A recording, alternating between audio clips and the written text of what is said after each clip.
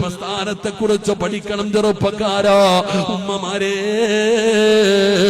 മക്കളെ ആ വെളിച്ചത്തിലേക്ക് നിങ്ങൾ അടുപ്പിക്കട്, മക്കളെ സമസ്തയിലേക്ക് നിങ്ങൾ അടുപ്പിക്കട്. അൽഹംദുലില്ലാഹ്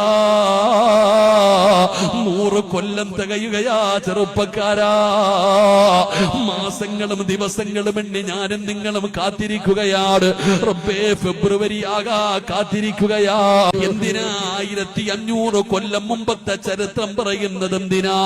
അൽഹംദുലില്ലാഹ് നമ്മുടെ നേതാക്കന്മാരുണ്ടല്ലോ, സമസ്തയുടെ പണ്ഡിതന്മാരുണ്ടല്ലോ. നമ്മുടെ നേതൃത്വത്തിലേക്കൊന്ന് കണ്ണോടിച്ചു നോക്ക് ചെറുപ്പക്കാരാ. ഒരിക്കലേതോ ഒരു പ്രവാചകൻ പ്രസംഗിച്ചു, അല്ലാഹുവേ, അതാ സമസ്തയുടെ മുൻ പ്രസിഡന്റായിരുന്ന കോയക്കുട്ടി ഉസ്താദിന്റെ ചരിത്രം അറിയുമെങ്കിൽ വായിച്ചു നോക്കണം ചെറുപ്പക്കാരാ.